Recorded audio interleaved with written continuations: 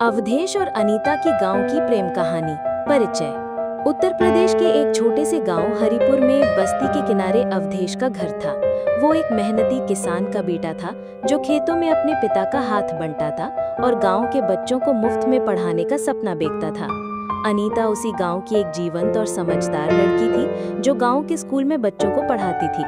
दोनों की मुलाकात गांव के मंदिर में होने वाले एक मेले में हुई और यहीं से उनकी प्रेम कहानी की शुरुआत हुई। पहली मुलाकात।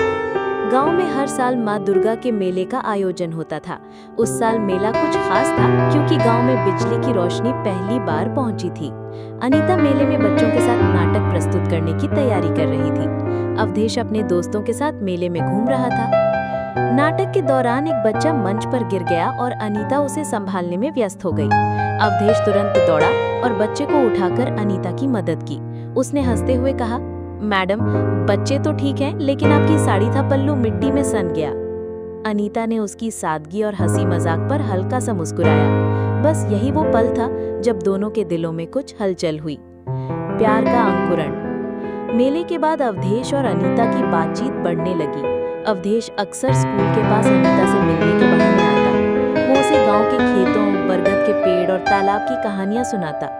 अनीता को अवधेश की सच्चाई और गांव के प्रति उसका लगाव बहुत पसंद था। एक दिन तालाब के किनारे बैठे हुए अवधेश ने अनीता से कहा, मैं चाहता हूं कि हमारे गांव के बच्चे पढ़ लिख कर कुछ बने। तुम जो कर रही हो वो मेरा सपना है। अनीता ने जवाब दिया, अवधेश, तुम्हारे जैसे लोग ही गांव को बदल सकते हैं।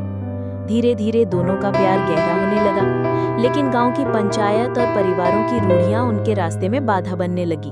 अनीता के परिवार को अवधेश की साधारण स्थिति और उसकी जाति से आपत्ति थी। अवधेश के घर वाले भी चाहते थे कि वो गांव की किसी और लड़की से शादी करे, लेकिन दोनों ने हार नहीं मानी। संघर्ष और समर्पण। अवधेश ने अपने सपनों को सच करने के लिए और मेहनत शुरू कर दी। उसने खेतों के साथ साथ गांव में एक छोटी सी ट्यूशन क्लास शुरू की, जहां वो गरीब बच्चों को मुफ्त में पढ़ाने लगा।